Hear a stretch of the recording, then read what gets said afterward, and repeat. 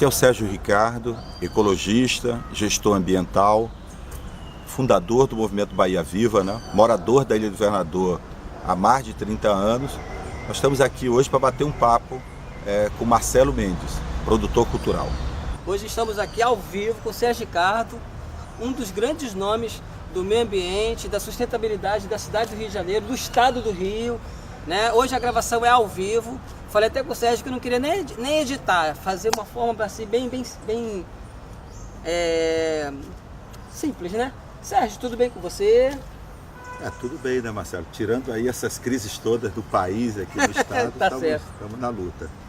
Quais são as novidades aí que você pode falar pra gente, pro meu canal, pra rede social, pro Facebook, pro YouTube? Marcelo, o Brasil ele vive hoje uma grave crise na sua democracia, né? Nós temos uma crise institucional no mundo todo, Sim. Um grande descrédito das instituições políticas e, por outro lado, nós temos uma sociedade civil ela muito ativa, né? Você veja aí, aqui na cidade do Rio de Janeiro, muitos coletivos de cultura, de meio ambiente, esse movimento, por exemplo, das hortas nas praças, né? As próprias feiras orgânicas, são 21 feiras aqui no município do Rio, enfim, eu diria que as instituições tradicionais do Brasil elas estão em crise, né? Mas desse caos, né, criativo, nós precisamos ter a esperança de que nosso país, que é uma das principais economias do mundo, né, e que tem um patrimônio ambiental riquíssimo, que a gente possa superar essa fase e buscar uma sociedade do bem viver. Fazer uma pergunta para você, como é que está a feira agroecológica cultural que acontece aqui no Jardim Guanabara, né, que é todo sábado, né? Como é que está o funcionamento, dia e hora, para as pessoas poderem vir comprar os produtos? Então, a feira orgânica mais antiga do Rio de Janeiro é a da Glória, tem cerca de 30 anos, né? E aqui da Ilha do Governador, durante 3 anos, nós batalhamos para trazer essa feira para aqui. Ela foi inaugurada em novembro de 2014 e buscamos aqui ter uma feira agroecológica, mas também cultural, né?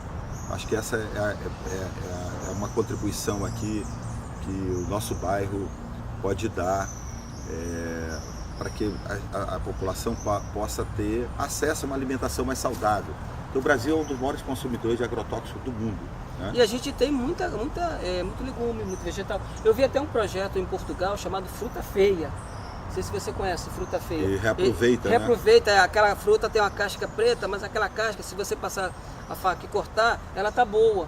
Aqui não, joga tudo fora. Exatamente. E milhões de pessoas passando fome. Você vê ao final das feiras, mesmo nos supermercados, no próprio Ceasa, grande parte da produção, quase metade da produção agrícola do país, ela acaba se perdendo da lavoura até chegar à mesa do consumidor. Existe algum projeto para reaproveitar essa comida toda perdida assim? Governamental, que eu saiba, aqui do Rio de Janeiro não. O que existe são iniciativas das ONGs, de igrejas, de grupos comunitários. Mas durante 3 anos nós batalhamos para trazer essa feira aqui para a ilha, né? A Feira Agroecológica Cultural da Ilha ela é parte do Circuito Carioca de Feiras Orgânicas, que são 21 feiras, né? E a nossa feira, no primeiro momento, ela teve assim, um público muito grande, e um número grande também de barracas, de produtores, né? Esses produtores, é importante o insulano saber, eles vêm de Petrópolis, de Itaboraí, da zona oeste do Rio, de Guapimirim, de Magé.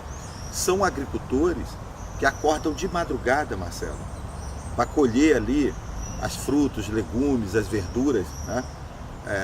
Para trazer fresquinho, saudável aqui para a mesa do insulano. Morador da ilha. O que acontece é que a crise econômica, a própria Prefeitura do Rio fez uma pesquisa, houve uma queda nesses 2 últimos anos de cerca de 35% da venda das feiras em todas as 21 feiras do Circuito Carioca de Feiras Orgânicas.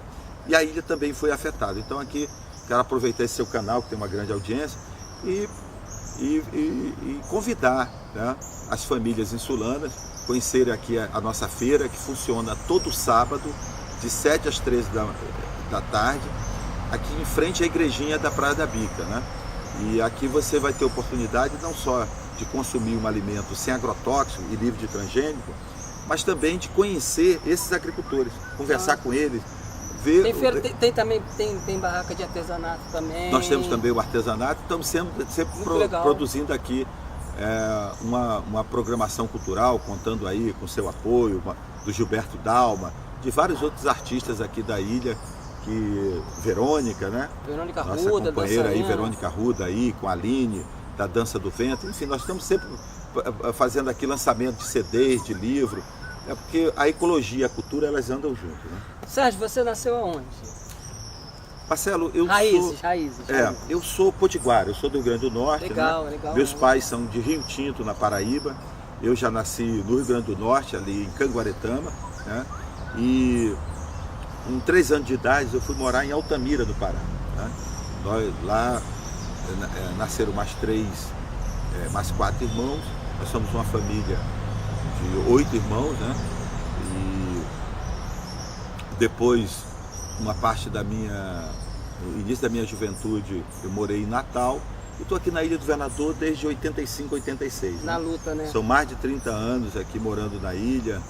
Meus 3 filhos nasceram aqui no bairro, né? Então eu sou um daqueles nordestinos que me considero adotado pelo Rio de Janeiro e pela Ilha do Governador. Um bairro porque eu tenho um verdadeiro amor, né? Já morei na Lapa, já morei em Santa Teresa e voltei para a ilha há mais de 10 anos e aqui é a nossa casa. E eu acho que é por isso que a gente briga tanto pela ilha, né? Que a gente quer sonhar um dia, tomar um banho aqui nessas praias da Baía de Guanabara. O pessoal até brinca, é só pegar o peixe, botar na frigideira e fritar, porque ele já está com óleo, né? Mas é muito engraçado, Marcelo, porque é o seguinte, os que moram na ilha há mais tempo, a gente naturaliza determinadas coisas. A gente naturaliza a violência e naturaliza a poluição. Mas nós conhecemos aqui várias pessoas que tiveram a oportunidade de ter uma infância, né? Quando a Baía de Guanabara não era essa poluição toda. Então, muitas famílias aqui da ilha, elas sobreviviam catando aqui o caranguejo, o marisco, pescando aqui na Baía de Guanabara. E de 40, 50 anos para cá, virou essa tragédia, né? Todas as praias impróprias ao banho, isso não é apenas um problema ambiental, é um problema de saúde pública, Marcelo, e pior do que isso. As línguas negras também, né? Essas valas de esgoto aqui sem tratamento nenhum. E pior do que isso, não trata-se apenas de um problema ambiental e de saúde pública, que só por isso já era grave. Trata-se de um problema econômico, porque a economia do Rio de Janeiro é uma economia do litoral, né? Nós temos dezenas de municípios de toda a região dos lagos, na Costa Verde, aqui em Niterói, no interior da Baía de Guanabara, no interior da Baía de Sepetiba, no interior da Baía da Ilha Grande, que dependem do litoral saudável. Depende de ter a praia despoluída para gerar emprego, gerar receitas para os municípios. E se essa poluição das praias ela continuar avançando da forma que nós estamos vendo, no máximo em 1, 2 décadas, nós vamos ter uma espécie de uma deseconomia. É o que nós chamamos de produção sacrificada. Então, eu acho que essa batalha do movimento ambientalista aí de muitas décadas, de técnico das universidades, é exatamente para isso, para mostrar que a natureza preservada, a Baía de Guanabara, a Baía de Sepetiba limpa, as nossas praias saudáveis, elas ajudam não só na melhoria da qualidade de vida das pessoas e reduzir as doenças de veiculação hídrica, mas também ajuda a desenvolver a economia fluminense. Deixa eu fazer uma pergunta, qual foi o período que você descobriu que o meio ambiente, a ecologia, a sustentabilidade, lá atrás, né? Qual foi o período que você descobriu e entrou e falou, isso é minha vida? Eu acho que isso tem a ver, a gente quando começa essas coisas, a gente não sabe onde é que vai parar, mas eu acho que tem a ver com a minha ancestralidade potiguara. Meus pais, onde meus pais nasceram, na Paraíba e onde eu nasci no Rio Grande do Norte, é um grande território dos potiguaras, né? E como eu falei, na minha infância eu fui morar no Pará. Nós moramos em Altamira, no Pará, onde estão construindo a usina de Belo Monte. Região norte do Brasil. Exatamente, região norte do Brasil, onde estão construindo a famosa usina hidrelétrica de Belo Monte, né? Que é um grande impacto ambiental em pleno século XXI. E a minha família, nós fomos assentados da reforma agrária. Nós moramos no quilômetro 104 da Transamazônica, tá? Uma das primeiras escolas da Transamazônica foi na minha casa, né? A minha mãe, Dona Berlene, né? Que mora aqui na ilha, era professora primária, né? E eu estudei na escola Deodoro da Fonseca. Então, a gente saía da escola e andava um pouco, Marcelo, e ficava o dia todo, eu e meus irmãos e os colegas da escola, dentro do Rio Xingu, tomando banho no Rio Xingu. E o Xingu, para uma criança, é uma coisa muito grande. Então, quando tem cheias no Pará, na região norte, quando chove muito, o Rio Xingu, para você ter noção, quase um terço de Altamira ficava alagado. Nós tínhamos colegas da escola que eles moravam nas áreas da periferia de Altamira e que quando o rio enchia, a casa deles alagava, às vezes até acima do teto. Árvores enormes ficavam cobertas até a copa, né? Então, e ali era um contato permanente com a natureza. Esse local que eu morei, onde nós fomos, minha família foi agricultor familiar, era do meio da Transamazônica. Nossa. Então nós tínhamos relato ali de conflito de caçador com os indígenas. Então, muita gente não sabe que tem esses conflitos, né? Morei num local, Marcelo, nesse local, no final da tarde, às vezes apareciam centenas de araras, arara vermelha, arara azul, que hoje a gente só vê no zoológico. Em documentário, no zoológico. Do zoológico. Isso foi o local que eu tive a honra, né? Deus me deu essa oportunidade de ser criado nesse local. E depois, voltando para o Rio Grande do Norte, enfim, meu pai, ele sempre foi um homem muito politizado, um militante político, né, de esquerda, socialista, seu José Soares, né? Então nós fomos criados nesse ambiente, né? Ainda em Altamira, no Pará, na minha casa, aconteciam reuniões clandestinas dos militantes de esquerda, dos comunistas, né? Que lutavam contra a ditadura militar, né? Entendi. Então, em Altamira, meu pai ajudou a criar o Sindicato Rural e a Colônia de Pescadores de Vitória. Que período isso da história? Isso... 1900? Nos anos 70, né? Anos 70, eu nasci, né? Em 20 de março de 68, acabei de fazer meus primeiros 50 anos. Parabéns, né? Sérgio. E isso no início dos anos 70, o Brasil vivia uma ditadura militar, né? E meu pai, ele ajudou a criar esse sindicato rural, lá, o Sindicato dos Trabalhadores, e também a Colônia de Pescadores de Vitória, que é o principal porto de Altamira. Quando nós voltamos para o Nordeste, seja em Rio Tinto, seja em Natal, eu já começo a militar nos grêmios estudantis. Entendi. Era o final da ditadura, inclusive em 84, quando houve o grande comício das diretas em Natal, eu e os colegas do Colégio Sagrado Coração, onde eu fazia o primeiro grau, né, o segundo grau já, né? Nós participamos desse comício das diretas já, as principais lideranças da esquerda estavam voltando do exílio, o próprio Brizola, Miguel Arraes, o Lula na época era um líder sindical, estava lá presente. E depois eu venho aqui para o Rio de Janeiro, em primeiro lugar com parte da família, né? E fui estudar no Colégio Lemos Cunha, né? No Lemos Cunha, logo no primeiro ano que eu entrei ali, nós organizamos uma eleição do Grêmio, que tiveram 3 chapas, mas na época deram golpe. O golpe. Houve eleição, a minha chapa era a chapa verde. País do golpe. Exatamente. Minha chapa era a chapa verde, tinha a chapa azul e tinha a chapa vermelha. E qual a chapa que ganhou? Agora, eu acho que foi a chapa azul, mas que não assumiu, houve um golpe, né? Um golpe do golpe. Exatamente. E aí, agora em janeiro de 2018, houve um encontro dos ex-alunos e professores do Lemos Cunha. Mas isso foi quando, Sérgio? Tinha umas 500 pessoas. Eu encontrei vários colegas naquela época. Tu lembra que Não, isso aí já nós estamos falando de 87. 1987, no Lemos Cunha, né? Então o que acontece? Que legal. Eu chego do Rio, começo a militar no movimento secundarista, né? Nós fomos daquela geração que reconstruiu o movimento secundarista. Bom dia.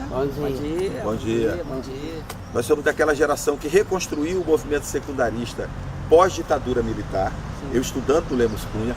Ajudamos a criar grêmios aqui no Mendes de Moraes, no Colégio Olga Benário. Eu fui presidente do Mendes de Moraes também, do Grêmio Estudantil, por acaso. Eu fui, um abraço para a galera do Mendes, né? E nessa época, nós criamos aqui na ilha 2 movimentos ecológicos. O primeiro foi o NEVIG, Núcleo dos Estudantes Verdes da Ilha do Governador, que era ligado ao Partido Verde, que eu fui fundador do Partido Verde naquela época. Eu sou essa geração que sai do movimento estudantil já para o movimento ecológico, né? E também criamos logo depois, com vários companheiros aqui da ilha, o CECI, que era o Comitê Ecológico Cultural da Ilha do Governador. Esse parque ecológico Marcelo de Ipanema, qual estamos nós estamos aqui gravando aqui para o programa aqui do Marcelo Mendes, foi o nosso primeiro evento público aqui na ilha. Falar nisso, a Cibele de Ipanema, toda vez que eu estou com ela mande um abraço para o Sérgio Ricardo, Marcelo. Mãe, ela adora você, ela gosta essa família de você, Ipanema, uma família muito querida. Já entrevistei ela e ela já falou isso várias vezes. Família Ipanema muito querida. Cibele, um beijo no coração para você, para Rogério, para toda a família. E nós tivemos a oportunidade de aqui, lutando contra a privatização aqui da Praia Belo Jardim, que foi na época cercada, foi murada, né? Nós tivemos aqui a presença do Marcelo de Ipanema, que era um ilustre morador aqui da ilha. E Marcelo e Cibele de Ipanema, pouca gente sabe disso, eles estão na origem da criação de várias associações de defesa do meio ambiente, de grupos ecológicos, no estado do Rio de Janeiro, né?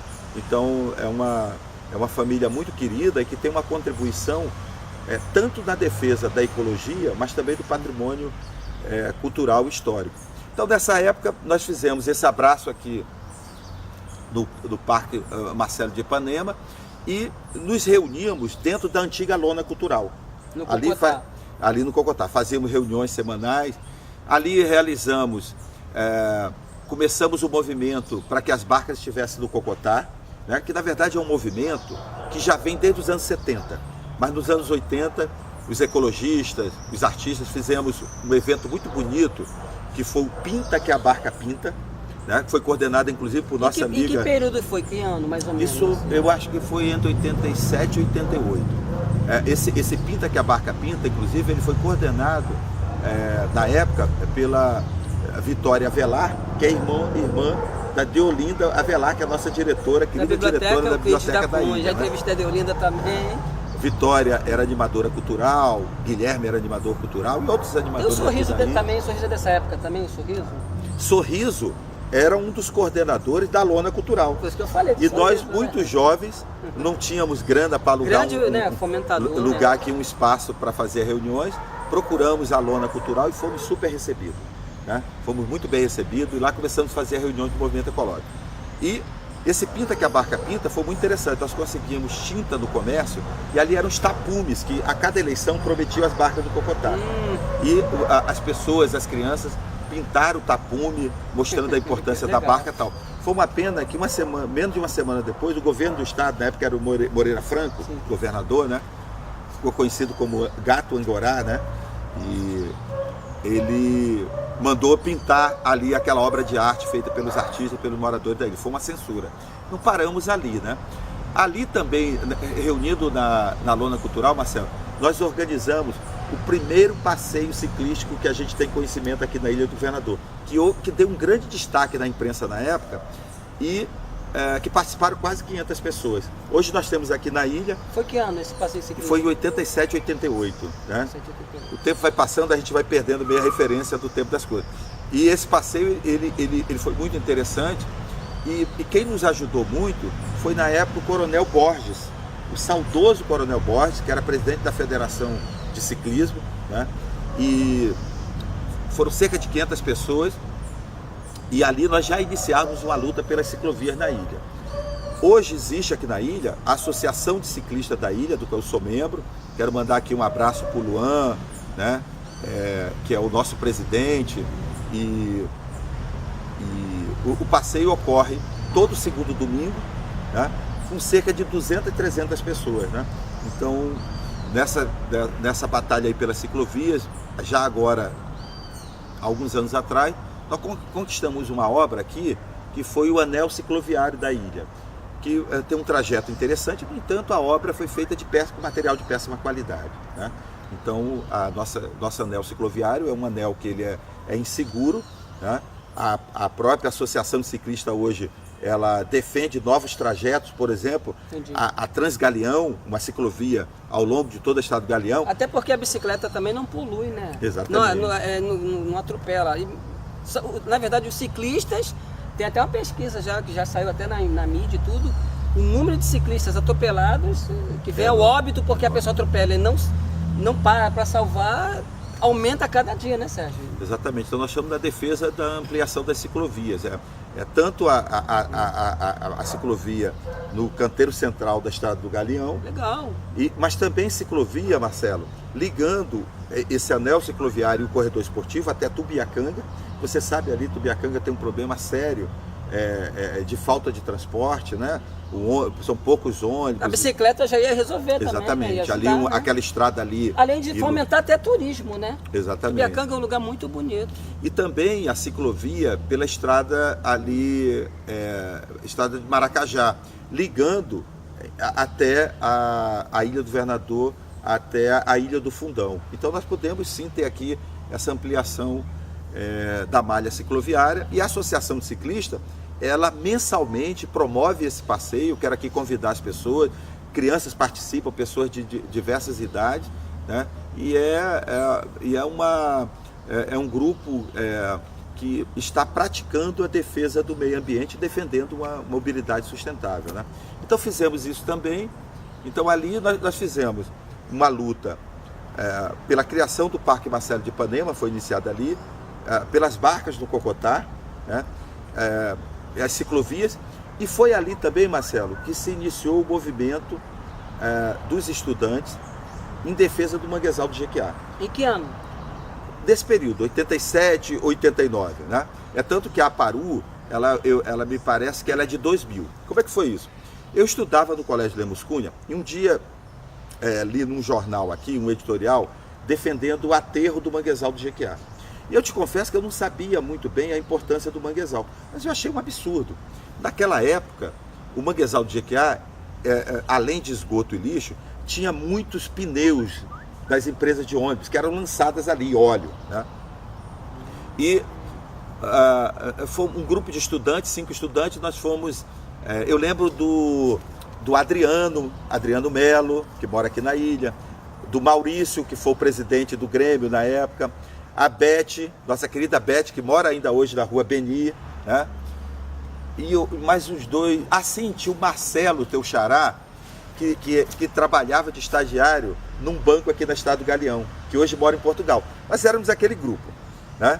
E resolvemos que era o NEVIG, Núcleo de Estudantes Verdes da Ilha do Governador, e fomos à Colônia Z10. Chegando lá, conhecemos o Zé Luiz, que até hoje é um batalhador pelo manguezal do Jequiá. Com certeza. E o Zé Luiz já estava nessa luta já há bastante tempo, e nos falou que já estava um pouco cansado, desacreditado dos governos e tal. E nós dissemos, não, vamos fazer um abaixo-assinado, os estudantes querem se somar. Então, saímos de lá meio decepcionados. Por quê? Porque nós acreditamos que as mudanças, elas são coletivas, elas não podem ser de uma única pessoa. Não desistimos. Fizemos o abaixo-assinado e levamos os abaixo-assinados com umas máscaras de garça, de caranguejo, para uma reunião na sede da subprefeitura, que ali reunia mensalmente, era o governo... Região administrativa. Na região administrativa, ali reunia mensalmente o Conselho Governo Comunidade, né? Era o governo saturnino, que eu considero o governo mais democrático que houve aqui no Rio de Janeiro. E ali, chegamos ali fazendo um protesto e tivemos uma recepção enorme, favorável, das associações de moradores, que naquele período eram muito fortes, a FAMERJ, a FAFERJ era muito forte, e houve um debate muito intenso, e as lideranças comunitárias se colocaram solidários à luta dos estudantes em defesa do manguezal do Jequiá, e foi aí que foi enterrado de vez a ideia de aterrar o manguezal do Jequiá, né? E a partir dali a gente começa uma caminhada. Em 1988 é eleito o vereador Chico Alencar, que hoje é deputado federal, né? E nós propusemos, na época nós apoiamos o Chico Alencar, propusemos o Chico, e ele apresentou um projeto de lei criando o refúgio de vida silvestre do manguezal do Jequiá.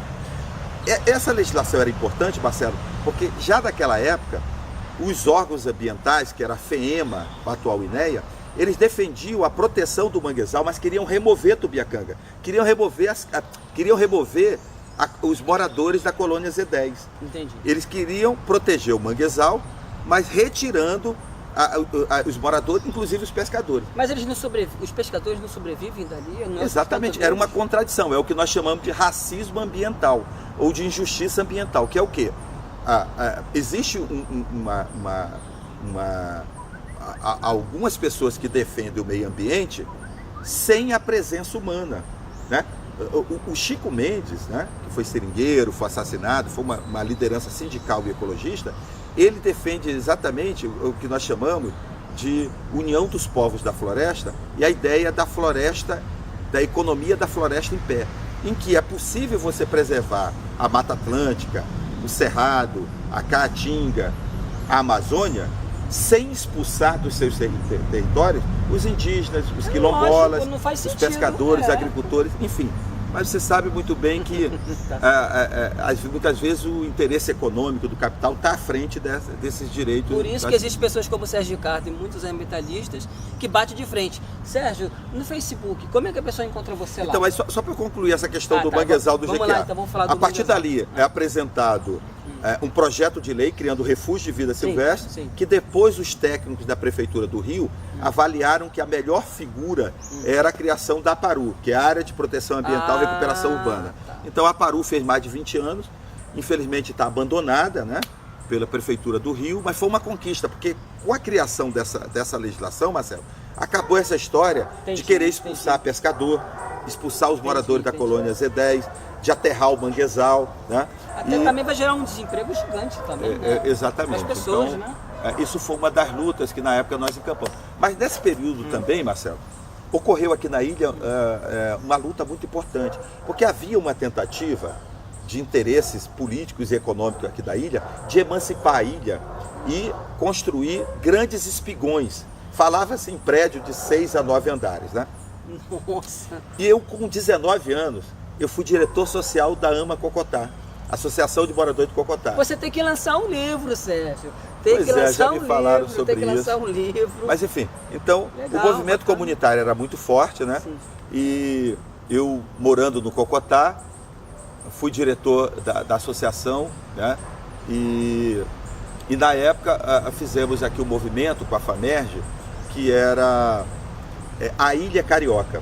O cartunista Ziraldo fez de graça, gratuitamente, a arte dessa campanha e foi uma grande mobilização. Vocês vejam só como a história vai e volta. 20 anos depois, o prefeito Eduardo Paes, aqui com apoio dos vereadores da ilha, tentaram aprovar o PEU, o Plano, Sim. né, de Estruturação Urbana, que nós apelidamos carinhosamente de Projeto de Especulação Urbana ou Projeto de Erro Urbanístico, que na prática, se tivesse sido aprovado, teria aumentado os gabaritos dos prédios, por exemplo, na entrada do Fundão, para 10 andares. E isso provocaria um aumento de mais de 20 mil veículos na ilha. E Ia gerar mais poluição. exatamente. Então, entre 2014 e 2017, a principal luta que nós fizemos na ilha Eu acompanhei foi isso, exatamente eu vi. contra o PEU da especulação imobiliária. E fomos uma luta vitoriosa. Né? E o movimento venceu, né? Exatamente. Venceu, conseguiu, né? Então, isso foram lutas assim muito importantes, né? Resistência, aqui na ilha. né? Resistência. Você veja que hoje nós temos aqui o Parque Marcelo de Ipanema criado, né? Nós temos a APARU do Rio Jequiá protegida legalmente, né? Nós impedimos os espigões, a construção dos espigões aqui no bairro, porque o principal problema aqui na ilha hoje, um dos principais deles, é essa imobilidade urbana. A gente tem poucos horários de barcas, né? E o aumento... Não foi tirado, acho que 14 horas da barca? Em 2015, o governador Pezão, ele reduziu 9 itinerários na ilha. Hoje nós só temos barcas 7, 8 e 9 e 20 da manhã para sair da ilha para a Praça 15 e voltando às 5h30, 6h40 e 7h30. O que acontece? Estão asfixiando, reduzindo o transporte de barcas e obriga as pessoas a usarem os ônibus e o carro particular. Então, uma inversão completa, né? E nós que moramos aqui dentro, no meio da Baía de Guanabara, né, nós devíamos ter realmente a Rosa-chave, nossa querida Rosa lá da freguesia tem razão. Nós defendemos uma gestão... Um abraço para a Rosa. Um abraço, né, para a nossa querida Rosa. Lutadora, né? Lutadora, foi presidente da Associação da Freguesia e uma das figuras aqui que mais defende o patrimônio cultural, histórico da ilha. Então, realmente, nós precisamos ter uma gestão insular, né? Não tem menor sentido, por exemplo, Paquetá está vinculado à região administrativa do centro, devia ser uma região administrativa aqui das ilhas. Então, Marcelo, foram várias batalhas, né? Lutas, né? Lutas aqui contra a especulação imobiliária. E uma que me chama muita atenção, que ainda está muito presente, Marcelo, que não acabou, é a luta contra remoções e pelo direito à moradia. Entendi. Veja o que acontece. Nos anos 90, era o governo Fernando Henrique Cardoso, o Brasil vivia o auge do neoliberalismo, né? Privatizaram o transporte público, quase privatizaram a Petrobras, privatizaram todo o setor, grande parte do setor energético. E na ilha havia um debate de ampliação da pista do aeroporto. E já naquela época, do governo Fernando Henrique, entre 90 e 94, o governo falava em remover 20 mil moradores da ilha. Nossa, é muita coisa. Era muita coisa. Muita gente. Naquela época estava ameaçado Parque Royal, Tubiacanga, Vila Joaniza, o Carico, Lagoinha. Né? E nós fizemos um grande movimento naquela época. Qual período que foi? Qual foi Isso o ano? Nós estamos falando já no início da década de 90. 1990. Exatamente. Entre 90 e 95 foi essa luta. E conseguimos, naquela época, o movimento comunitário era muito forte, as associações de moradores, conseguimos barrar essa remoção. Quando veio, em 2013 agora, a privatização do aeroporto do Galeão, o edital da ANAC, que é a Agência Nacional de Aviação Civil, que novamente tinha o Moreira Franco do PMDB como secretário, né, e ministro, previa a remoção de 15 mil famílias na Ilha do Governador. E um grande aterro, um aterro de mais de 1 milhão de metros quadrados. Mas se por acaso eles removessem essas pessoas, ia mandar para onde?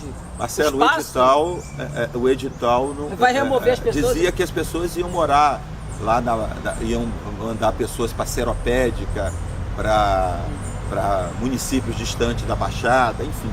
Mas em trabalho, emprego, elas iam conseguir isso aonde? De forma nenhuma. Então foi exatamente por isso que nós fizemos uma grande mobilização. E naquele momento estava sendo debatido o PEU, né, o projeto de especulação imobiliária, estava na Câmara de Vereadores, e nós resolvemos fazer aqui na ilha vários encontros. Fizemos encontro que nós chamamos de plenárias populares, no Galeão, fizemos na igreja, na freguesia, fizemos na igreja na Ribeira, na praça pública da Portuguesa, ali na Praça Stuart Angel, né, em Tubiacanga, enfim, mobilizando as pessoas. E durante, em 2 dias, nós fechamos um protesto à Estrada do Galeão. E foi muito interessante, porque marcamos o primeiro protesto, Marcelo, com 40 dias de antecedência, e por incrível que pareça, a meu ver não tem coincidência, são processos históricos, coincidiu com o dia que o Papa estava no Rio de Janeiro. Então virou um mega engarrafamento e a imprensa não teve como ignorar o protesto das pessoas. Nesse dia, ocorria uma chuva fortíssima e estava um frio danado.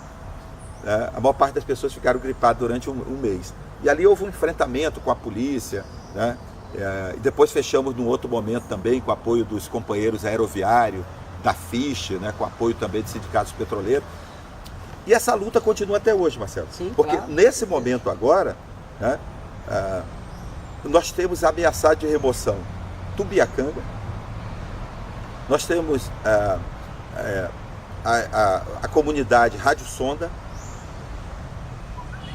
os moradores da Estrada do Maracajá e os moradores da Estrada do Galeão. Essas famílias, elas estão ameaçadas porque em pleno 2018 tem 50 mil famílias ameaçadas de remoção somente da cidade do Rio de Janeiro. Durante o governo do ex-prefeito Eduardo Paes, sob o argumento de que era preciso realizar as obras do pacote olímpico, foram removidas 67 mil pessoas. E da atual gestão do prefeito Marcelo Alencar, 50 mil famílias estão ameaçadas de remoção. Na Ilha do Governador, no Horto do Jardim Botânico, que são famílias que moram mais de 300 anos lá, em Araçatiba, em Guaratiba, e somente do plano estratégico da cidade do Rio de Janeiro, que é um documento apresentado pela prefeitura, prevê a remoção de mais de 12 mil famílias no entorno do Parque Nacional da Tijuca. Meu Deus. Então, pessoal, é uma loucura isso, porque eu falo o seguinte, Marcelo, o Brasil jamais será um país justo enquanto cada família trabalhadora não tiver direito ao teto, ter direito a uma moradia digna. Sim, eu concordo com você também. Porque os aluguéis são caríssimos, né? Há uma precarização do trabalho, os salários estão baixíssimos, o desemprego está enorme. A inflação está comendo tudo. A inflação comendo tudo e grande parte Todo mundo sabe disso, né? do salário das famílias vai para pagar aluguel. E a conta da Light aqui no Rio, cada dia aumenta mais, todo mês aumenta mais. E você veja bem, nós estamos vivendo um momento em que a SEDAI está em processo de privatização, né? 2 milhões de pessoas só têm acesso à água potável porque a SEDAI é uma empresa pública, são as pessoas que recebem o subsídio, né? Que é o chamado subsídio cruzado, são pessoas que são beneficiadas pela tarifa social, e todo o setor elétrico brasileiro está ameaçado de privatização. Significa o seguinte, que as políticas públicas básicas, que é o direito à água potável e o direito à energia elétrica em casa, o governo está querendo privatizar. Então nós estamos vivendo um retrocesso muito grande. Isso nos estimula muito a ir à luta, né? Lutar pela democracia, mas também por políticas públicas. Sérgio, agora eu vou pedir para você deixar suas considerações. Eu vou sair de cena e aí você dá o último recado. Marcelo, antes eu quero falar aqui o seguinte: a nossa atuação, inclusive em conjunto aqui na área da cultura, né? Há muito tempo que nós defendemos... Dica cultural do Sérgio Ricardo. Exatamente. Há muito tempo que nós defendemos aqui a construção do museu histórico e de referência da Ilha do Governador, o Museu da Ilha. Bacana, né? Bacana. Que existe parte desse acervo, foi organizado e está ali dentro da Biblioteca Popular da Ilha do Governador, que é coordenada por nossa amiga de Olinda, né? O nosso amigo que faleceu, agora esqueci o nome, que era que organizava o acervo do museu. O seu Domênico. Seu Domênico, que dedicou décadas da sua vida a organizar esse acervo, a pedir às famílias mais antigas fotos, matéria de jornal. Ele fez, deu a vida. O Domênico é uma figura que a Ilha do Governador, grande parte da ilha não conhece, mas eu acho que nós temos que rememorar a memória dele. É uma boa dica. É uma pessoa que se dedicou a resgatar essa história tão bonita do nosso bairro. Né? Então nós defendemos que o Museu da Ilha seja construído, inclusive ali no Cabaceiro, que é a última fazenda colonial que sobrou aqui no nosso bairro, né? E o espaço lá está fechado, né?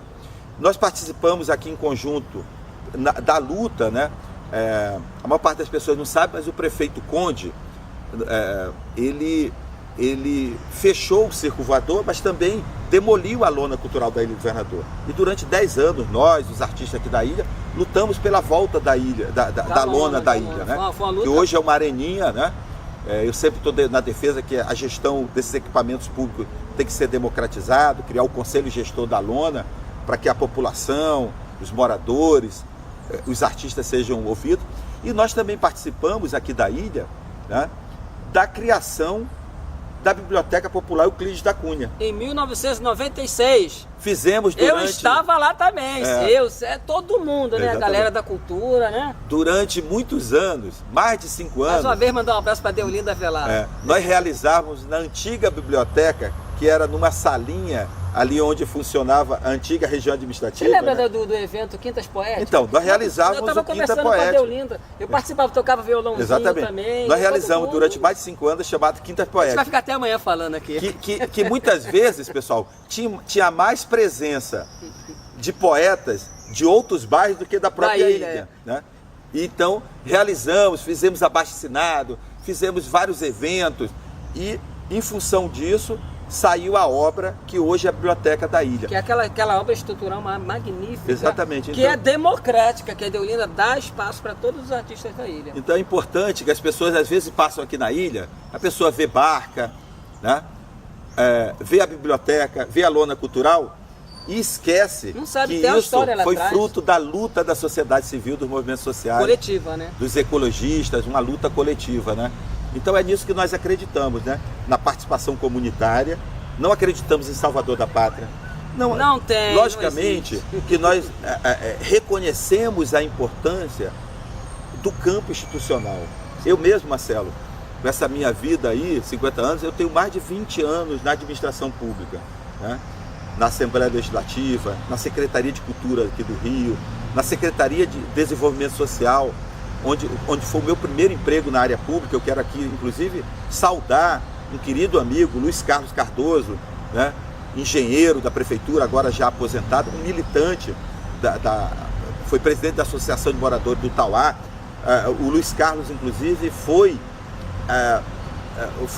o presidente da FAMERJ aqui na ilha, né? Que foi a pessoa que me deu essa oportunidade.